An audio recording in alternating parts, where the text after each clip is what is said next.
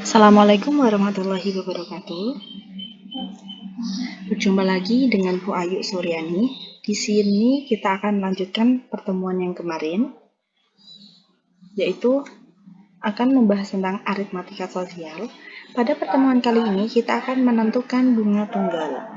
Dalam kehidupan sehari-hari, di dalam kegiatan ekonomi dan keuangan tidak akan lepas dari perhitungan matematika. Misalnya, seorang pengusaha dalam menjalankan usahanya harus berurusan dengan bank. Terkadang bank tersebut digunakan untuk menyimpan uang, kadang pula juga untuk meminjam uang guna menjadi modal dalam perjalanan usahanya. Di lingkungan sekitar kita sering jumpai bahwa seseorang membeli mobil secara angsuran dengan bunga 10% per tahun, atau meminjam uang di bank dengan bunga 2% per bulan, dan lain sebagainya. Pasti tidak asing ya. Nah, di dalam dunia ekonomi sebenarnya ada dua bunga, yaitu bunga majemuk dan bunga tunggal. Namun, pada materi hari ini kita akan belajar dengan bunga tunggal. Yang pertama, kita akan membahas tentang bunga. Bunga pada aritmatika bisa mengacu pada bunga bank atau bunga pinjaman. Nah, pada kehidupan sehari-hari, kita sering menyebutnya dengan tabungan atau pinjaman di bank. Adapun rumusnya sebagai berikut, yaitu bunga adalah persentase dari bunga dikalikan modal dikalikan waktu. Nah, waktu ini yang akan menentukan berapa bunga yang didapatkan oleh seseorang yang menabung atau meminjam di bank. Ada bunga per tahun, ada juga bunga per bulan. Untuk bunga per tahun, kalian bisa menghitungnya dengan persentase bunga dikalikan modal. Waktunya karena waktu itu dalam 1 tahun, kalian tahu sendiri kalau 1 tahun adalah 12. Nah, jadi 12 per 12 itu 1, maka untuk menghitung bunga per tahun, cukup persentase bunga dikalikan modal. Untuk bunga per bulan, persentase bunga dikalikan modal dikalikan waktu per 12. Nah, waktunya ini nih, misalnya dalam waktu 3 bulan. Nah, berarti nanti waktunya berapa? 3, seperti itu. Nah, jadi dapat disimpulkan bahwa bunga adalah B besar di sini sebagai bunga, persentase bunga adalah B kecil, M adalah modal, dan W adalah waktu. Untuk mengingatnya, kalian cukup bunga adalah BMW. Persentase bunga dikalikan modal dikalikan waktu.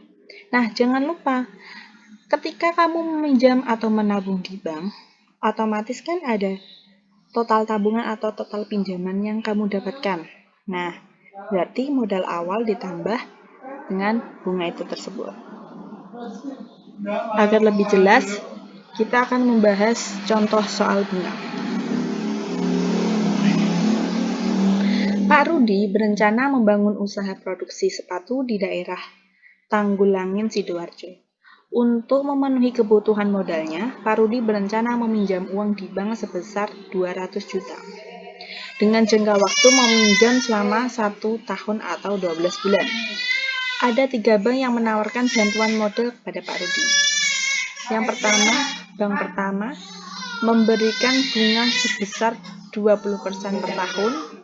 Bank kedua memberikan bunga sebesar 2% per bulan. Bank ketiga memberikan bunga sebesar 23 juta per 6 bulan untuk peminjaman sebesar 200 juta. Bank manakah yang akan dipilih Pak Rudi?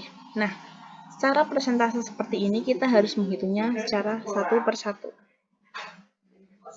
Diketahui modal awalnya berapa nih? 200 juta.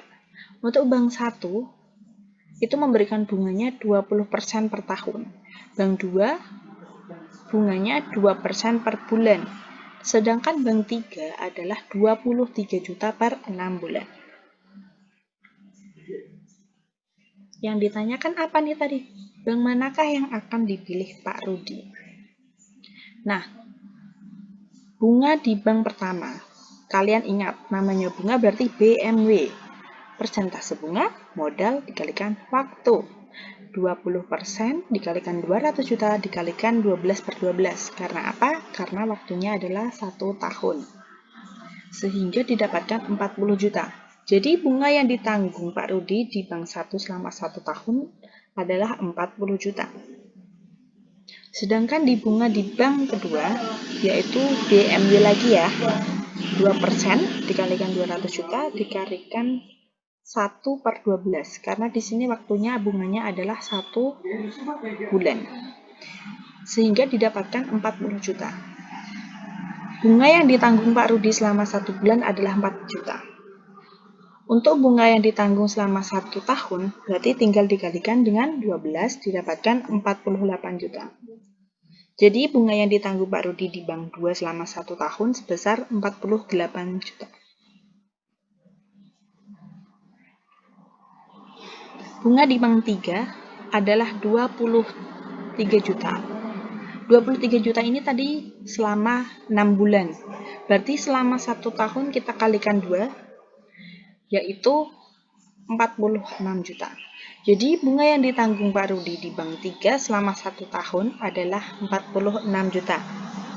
Dari hasil yang telah kita cari didapatkan sebagai berikut. Bunga di bank 1, Pak Rudi dibebankan 40 juta, di bank 2 48 juta, dan bank 3 didapatkan 46 juta. Jadi, Pak Rudi akan memilih bank 1 karena bunga yang dibayarkan dengan nominal yang paling rendah yaitu sebanyak 40 juta.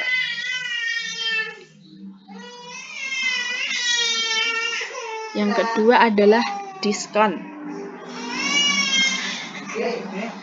Diskon adalah potongan harga yang diberikan oleh penjual untuk pembeli. Wah, pasti kalian sering banget mendengar yang namanya diskon. Entah itu kalian di supermarket, di mall, ataupun dimanapun pasti kalian sering mendengar kata diskon. Nah, diskon di sini, harga diskon sama dengan persentase dari diskon dikalikan harga awal. Nah, untuk mengetahui berapa nih harga setelah aku mendapatkan diskon, berarti harga awalnya dikurangi dengan harga diskon, gitu ya. Gampang ya, dalam kehidupan sehari banyak banget.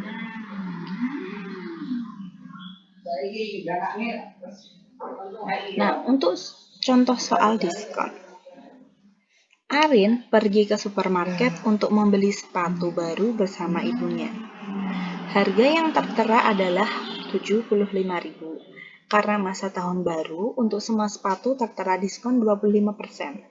Berapa uang yang harus dibayarkan untuk membelikan sepatu Arin? Nah, dari soal diketahui bahwa harga awalnya adalah Rp75.000 dengan diskon 25%. Ditanyakan, berapa uang yang harus dibayarkan oleh ibu untuk membelikan sepatu Arin? Nah, untuk menjawabnya kita mencari diskon. Diskon itu adalah persentase diskon dikalikan harga awal. Tadi diskonnya berapa? 25% dikalikan 75.000. Didapatkan Rp18.750. Harga setelah diskon jadinya adalah harga awal dikurangi dengan harga diskon, yaitu 56.250. Jadi uang yang harus dibayarkan ibu untuk membelikan sepatu Arin sebanyak 56.250 rupiah. Yang ketiga, kita akan belajar tentang pajak. Pajak itu adalah pertambahan nilai suatu barang atau jasa yang wajib dibayarkan oleh masyarakat ke pemerintah. Pajak itu ada dua, yaitu pajak menambah nilai dan pajak pada UMKM. PPN atau pajak menambah nilai adalah pajak yang harus dibayarkan oleh pembeli kepada penjual.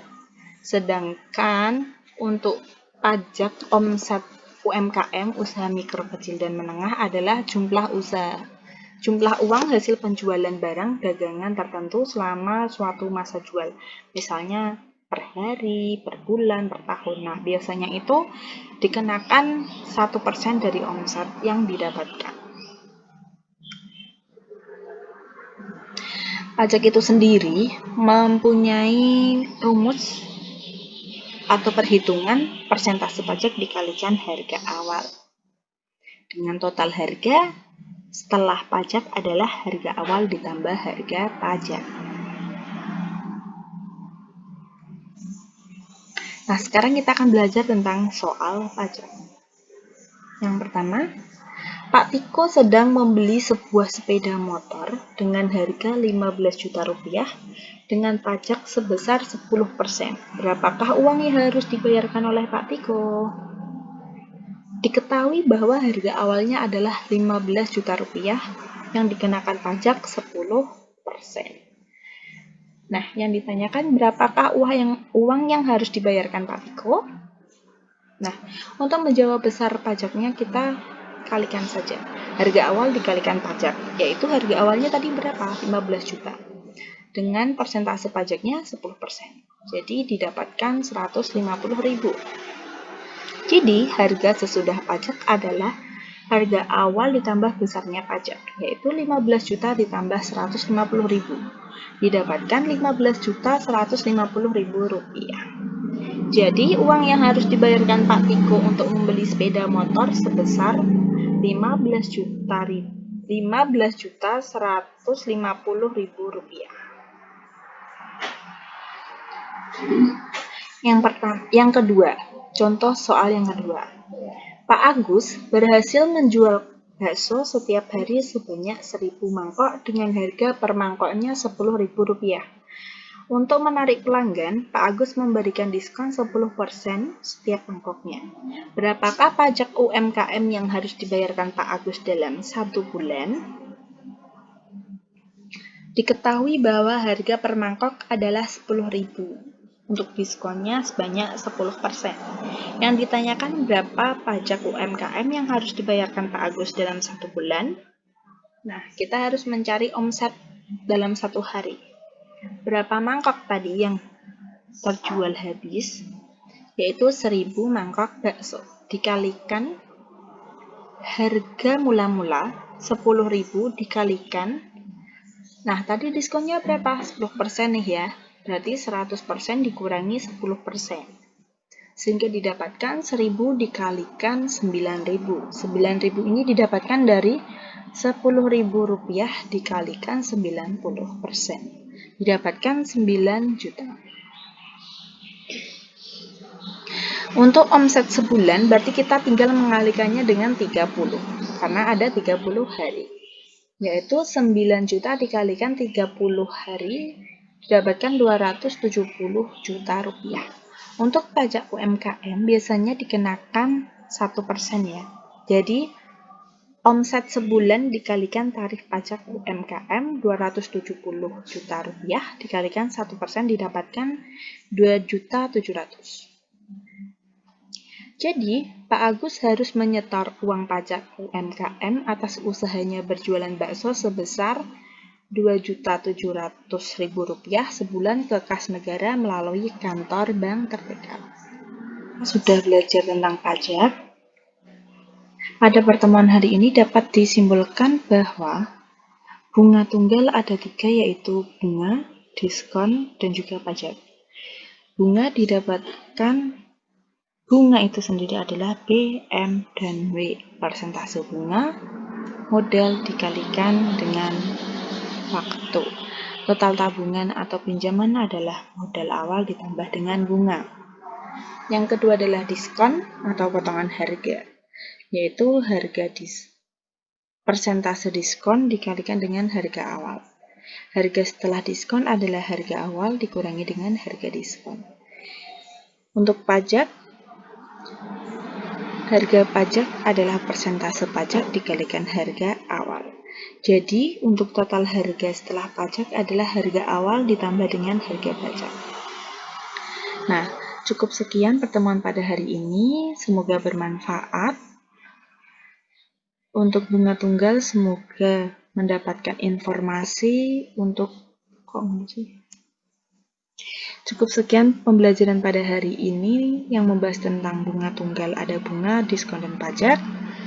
Terima kasih telah mengikuti pembelajaran pada hari ini. Selamat bertemu di pertemuan selanjutnya. Terima kasih. Wassalamualaikum warahmatullahi wabarakatuh.